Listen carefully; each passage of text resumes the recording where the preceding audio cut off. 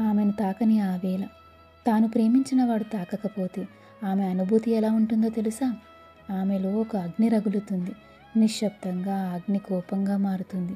ఆ కోపం నిరాశగా మారి తన నిద్రని దోచేస్తుంది. ఆమె మౌనంగా ఏడుస్తుంది. తనను తాను తప్పుపడుతుంది. అది ఆమె తప్పు కాకపోయినా కూడా.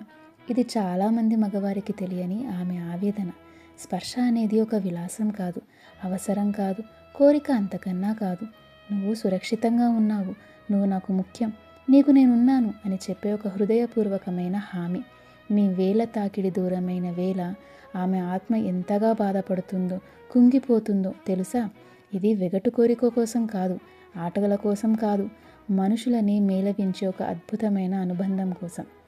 పనుల వల్ల అలసిపోయిన వెన్ను మీద ఒక తట్టు, ఆలోచనలతో నిండిన తలపైన ఒక ముద్దు, గాఢ నిద్రకు ముందు ఒక ప్రేమపూరిత ఆలింగనం. వీటిలో మాటల కన్నా ఎక్కువ అర్థం ఉంటుందంటే ఒప్పుకుంటారా? నీ స్పర్శ దూరమైన రోజు నీకోసం తెరుచుకున్న ఆ మనసు తనకి తెలియకుండానే మూతపడిపోతుంది. కాబట్టి ప్రియ పురుషుల్లారా, స్పర్శ ఆమె అవసరం కాదు, ఆమె హక్కు. ఇది ఓ అలసిన మనసు ఆవేదన.